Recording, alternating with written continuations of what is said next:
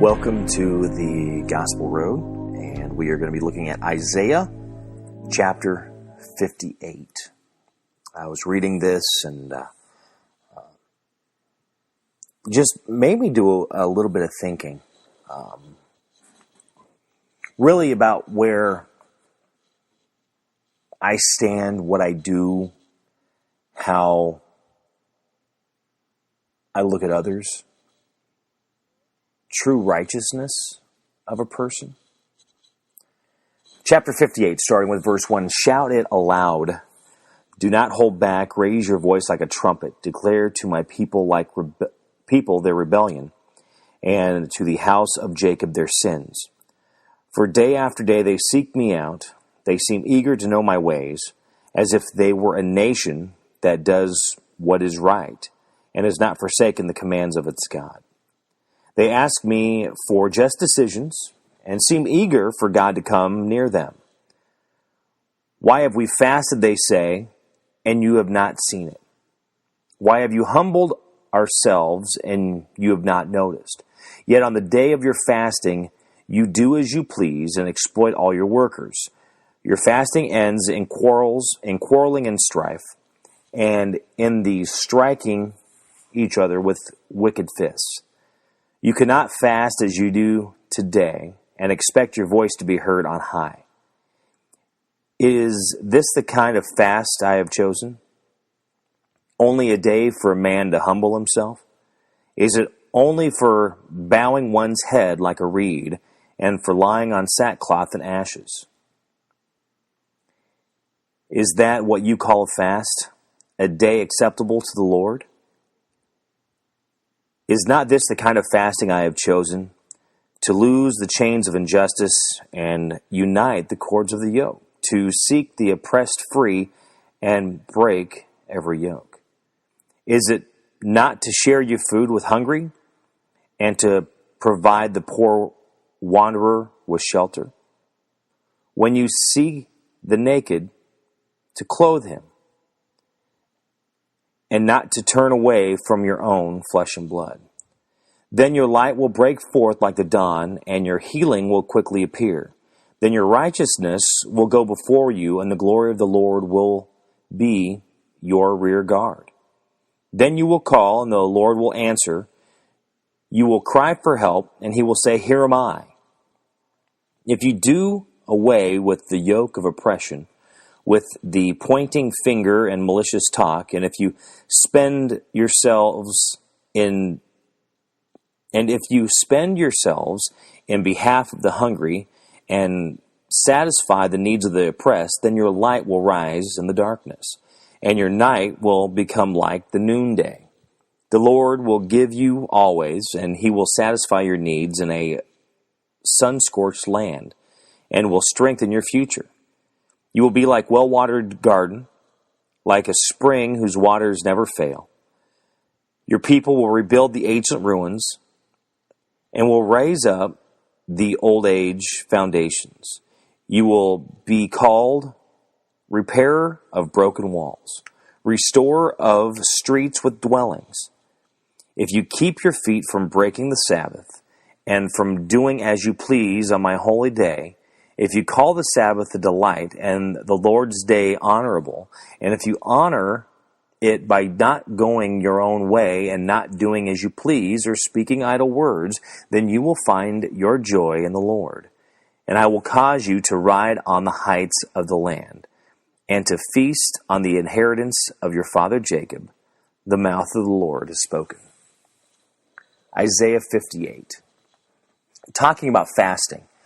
Those of us growing up in church kind of know what fasting is. It's when you take a day or you take a meal, and rather than eating, basically you're skipping that meal. Maybe you're drinking water, or you're giving up something specific that you would normally have in that meal. But what it is the idea basically is during that time that you would normally be sharing lunch with friends, you're actually using that time to pray and to seek God, to really put more focus on Him. Which, today's Ash Wednesday, so that means we've got Lent for the next 40 days. So I know many of you are talking about, what you're fasting or what you're going to give up for the next 40 days. So what you're going to do that you will then replace with that, your prayers and your devotion, your time with God, to really focus on Him, to work on that relationship, to make it closer, make it a closer relationship with Him. Well, as we're reading through Isaiah 58, we're hearing the people talk about how they're fasting. And when you say you're going to do something, you kind of expect to see results. So they're fasting, but they're not seeing results. So because they're not seeing results, they're getting frustrated. God, this is what we're doing for you, but we're not seeing anything for us. Well, when you're doing that fasting, when you're giving up that peace, what are you actually doing? Are you spending more time with God? Are you focusing on Him more? Are you spending more time with prayer? Are you working on that relationship with Him? What are you doing for God when you are giving up that time of your own? We read on into 58 and we find out, because a lot of the times when you're fasting or you're doing this, you're looking at becoming more righteous. You're looking at the inner light in you to shine brighter. You're looking for that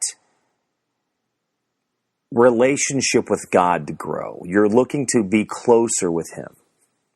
Well, it's interesting that they're doing all this, they're fasting, but then yet nowhere, it's not going anywhere. They're getting frustrated. They end up quarreling, and they're fighting and having arguments, and ended up in fights because of what they're doing. Because of they're not seeing what they're expecting. But they say this is what we're doing. I found it kind of interesting as you read farther into this. It talks about the fasting, but then you start reading about sharing. It starts talking about the hungry, the poor, the naked. So the homeless, the orphans, the widows, those that are having problems being able to put food on their table, being able to put clothes on their kids, being able to even find clothes for themselves as maybe they've been without work for long periods of time. So within that time that you're doing your fasting and you are giving that time to God, number one, are you giving that time to God? Then step two is, when you're giving that time to God, what then are you also doing to help someone else? What are you doing to really become a blessing in a person's life, giving them some sort of encouragement or inspiration because of where they are not able to overcome a situation because of circumstances? How are you helping them through that? As we read in chapter 58, that's really where the righteousness comes. So you are praying to God. You are working on your relationship with Him to get closer, but then also you are then taking His love. That's what that relationship is. That's what you are working on and growing to strengthen your tie with God, strengthen that relationship, strengthen your bond. Well, now it's that love that God has for you, of what he did for you with Jesus Christ dying on the cross, with him saying, I love you, and this is what I want to do for you, with him providing for your needs. Take that and then give it to someone else. Show that to another person. Invest that into their life. What are you investing into someone else? So are you just take from God? Or are you taking and then investing so you can get more? Verse 8, it says, then your light will break forth like the dawn, and your healing will quickly appear. Then your righteousness will go before you, and the glory of the Lord will be your rear guard. So by investing into someone who needs help, food, shelter, clothes, they're just going through a situation that they need, a circumstance that, they just can't do. And maybe God is, telling you, putting you into their life to help them, to share with them his love. So the love that he has shown for you, you take that and you give to him. So you're helping with the oppression. You're helping with the needs of someone that is in need.